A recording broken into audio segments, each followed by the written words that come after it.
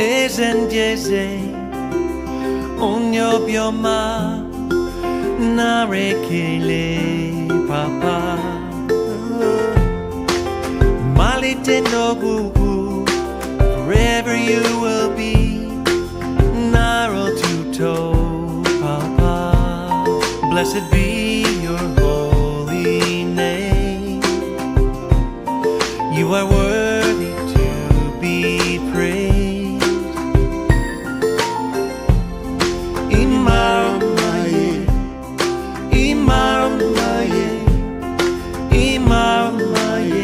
papa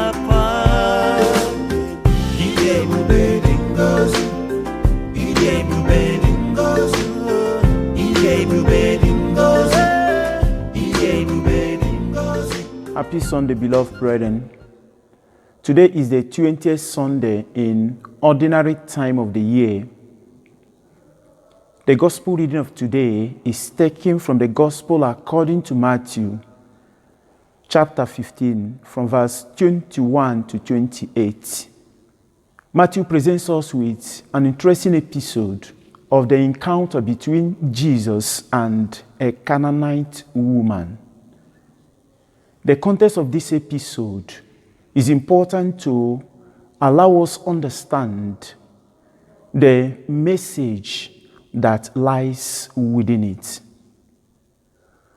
The first thing we notice, especially if we read the Markan version of the same episode, Mark chapter 7, from verse 14, the gospel writer indicated that Jesus went to the region of Tyre and Sidon to go and have some repose, retreat. Because he had labored so much, he had argued strongly with the religious authorities of the Jewish people on purity and impurity. And after long arguments, he decided to go to somewhere and have some rest. So he went out of the territory of Israel to go to the Gentile territory. As Jesus was moving to this Gentile territory, this woman came to make a strong request for her daughter. Matthew indicated that the woman started crying out to Jesus, "Lord, Son of David, have mercy on me. My daughter is ill in the house." Or better put, under the influence of demonic power.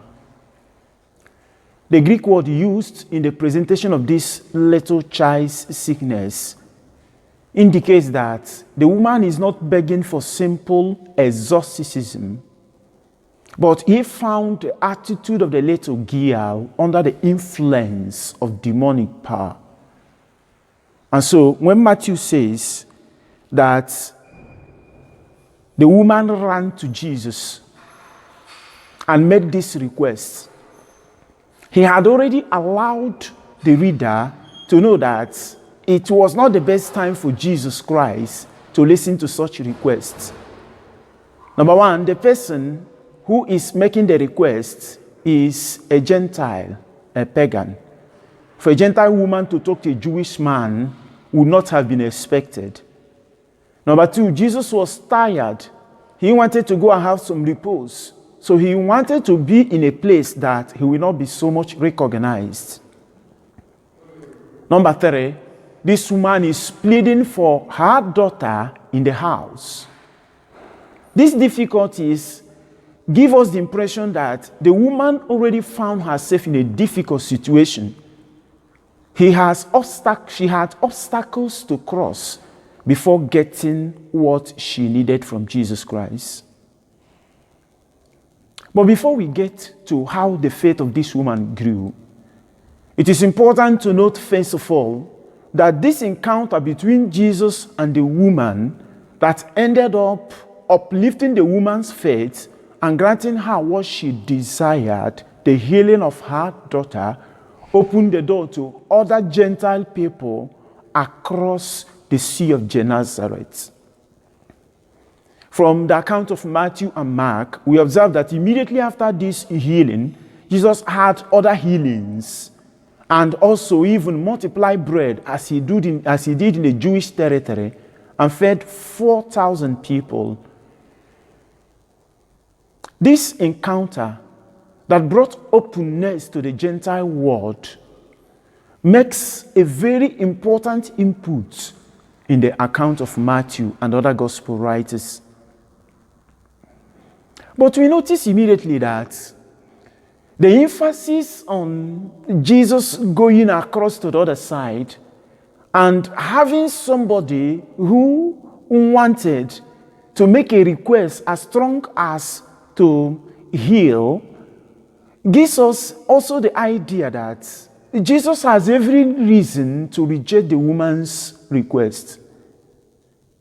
If at the end Jesus granted the request of this woman, and the request opened the door to other Gentile brothers and sisters to encounter Jesus Christ and to come close to him, it is interesting because Jesus carried out this miracle when he needed some rest. He was tired. I remember the expression of one of the great preachers of our time, Fulton Sheen, who once said that in the whole of New Testament, there are two conversions or two encounters that open the door to others. And these two encounters, Jesus carried them out when he was weak as a human being. He needed some rest. The first encounter is this encounter with a Canaanite woman, the Syrophoenician woman, according to the account of Mark. It opened the door to other Gentile brothers and sisters, and they encountered Jesus. The second account is the account of the Samaritan woman in John chapter 4 that opened the door to other Samaritans to encounter Jesus. The emphasis on the weakness of Jesus before carrying out these miraculous effects, or the desire of Jesus to have some repose, retreat, before listening or encountering these women, is very important for us to note, because it helps us to understand that even in the moments of weakness, difficulties, physical fatigue, we can do wonders for the Lord. We are accustomed to reject calls when we are weak. It nauseates us. We don't want anybody to disturb our rest. But Jesus has shown us today, by listening to this Canaanite woman, and the same way that he encountered the Samaritan woman, that even in the moments of our weakness, when we are tired, we can open the door of salvation. We can serve as instruments to encountering God. We can serve as instruments to opening the gate to other people around us who may not have had opportunity except that time we are weak. This brings us to one of the best images in the life of Mother Teresa of Avila.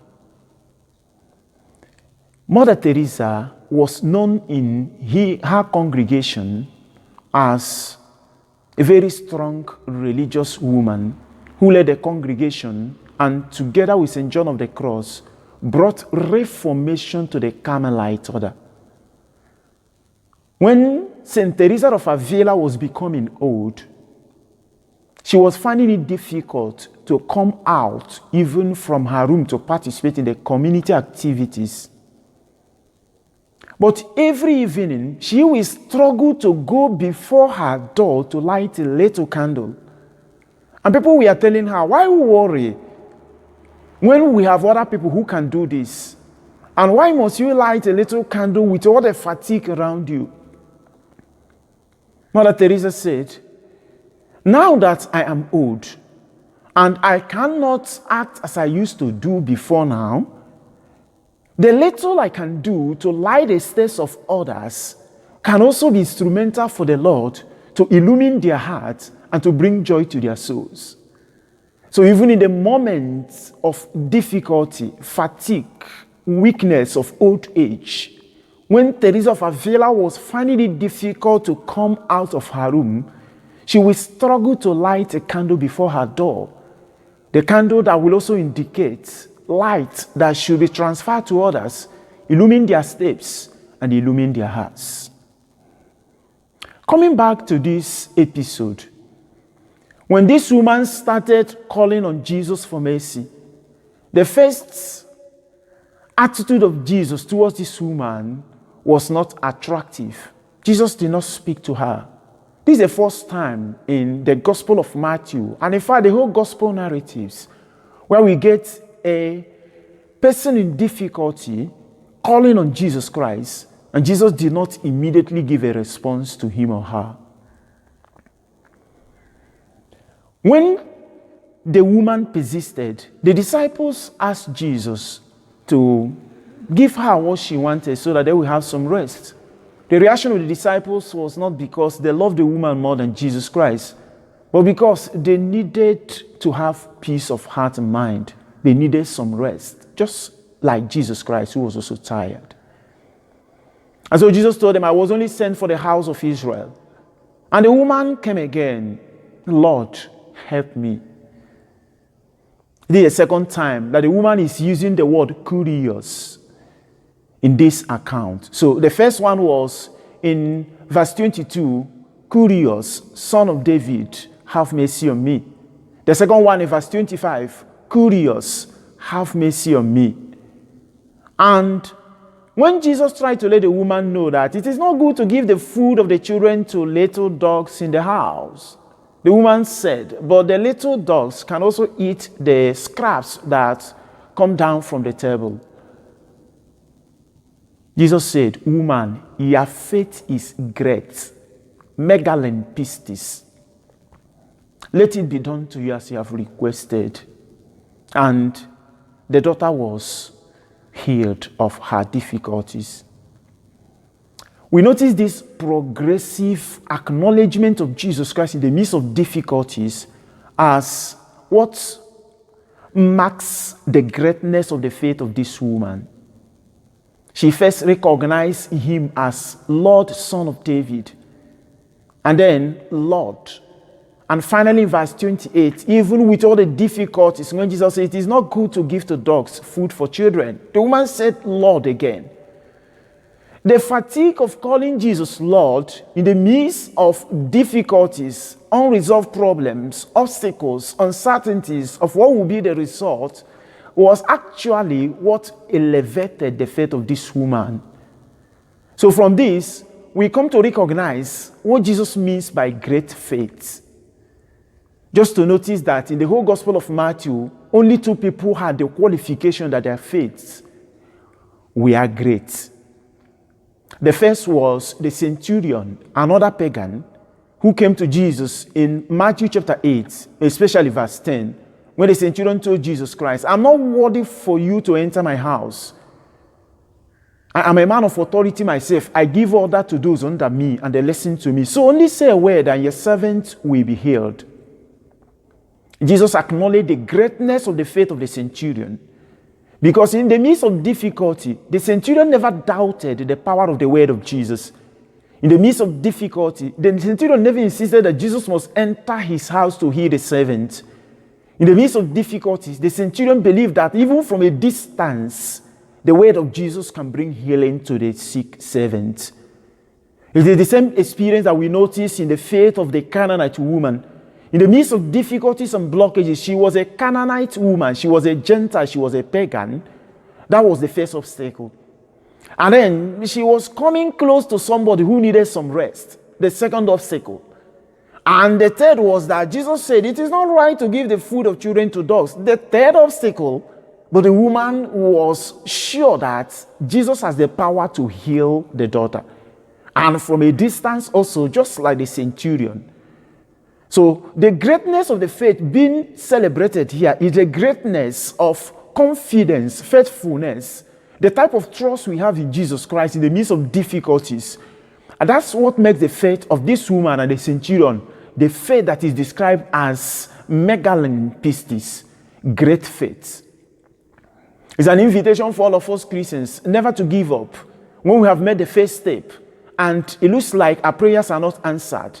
Never to give up. If we make the second step by involving others to intercede for us, just like the disciples interceded for this woman, and the prayer was not immediately answered. We cannot give up because all our intercessors have tried. I have booked some masses. I have requested prayers here and there, and my problems are still there. We keep on struggling until we get to the climax of our encounter. Even when we meet the highest obstacle that looks very discouraging, Jesus said it is not right to give the food of the children to dogs. Indirectly, he called this woman's child a dog. But the woman never resisted the assurance she had that the word of Jesus Christ can cure the daughter. Until the last aspect, the faith of this woman was not recognized as great. Jesus wants our faith to grow like the faith of this woman. He wants us to move progressively towards him and never to give up even in the moments of difficulties, when everywhere seems dark and when there is dryness in our heart, in our soul, never to give up. We keep on climbing until we get to that point that our faith will be recognized as great faith. The final aspect of this gospel reading that is very important to all of us is to see the cheerfulness that accompanied this account. The disciples were a little resentful because the woman was pestering on them. Jesus was calm. The woman who would have also been resentful when she was addressed like a dog was not resentful. She was cheerful. This important aspect of this narrative draws us very close to another attitude of a Christian that should be recognized immediately in the way that the prayer of this woman was granted. The woman insisted and was convinced that Jesus can heal the daughter. When she met that tag, it is not right to give the children's food to dog, it would have brought resentfulness to her, especially taking it for granted that we are in the context where the Jewish people call the Canaanite people dogs. The Jewish people call them dogs because of three important aspects of the life of dog. First, the dog is considered as an impure animal. Secondly, the dog eats impure things. And thirdly, the dog is considered as a scavenger. And so, if the woman is called a dog, it is a tag that can easily raise up discouragement and resentfulness. But the fact that this woman persisted strongly and cheerfully until she got to Jesus Christ strikes a note that should draw us very close to Jesus Christ and to what it means to celebrate a Christian faith. The Italians use the word that is very significant to mark one who is put to anger very quickly. They say, permalosità. And one who is quick to anger is permaloso.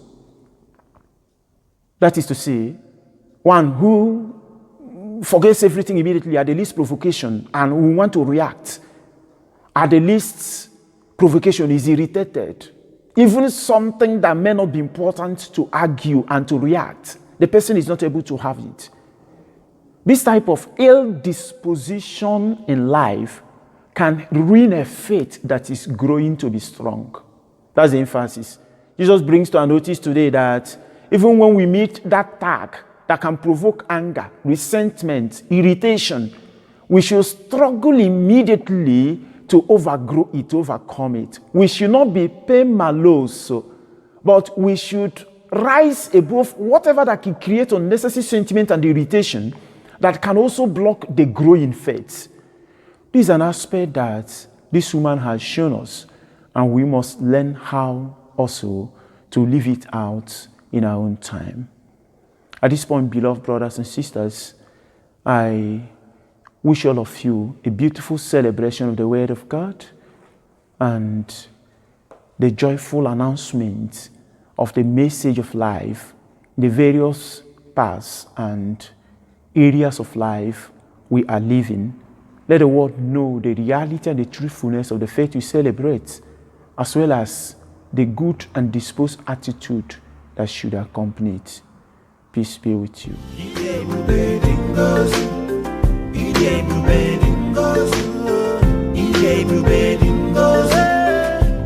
ebube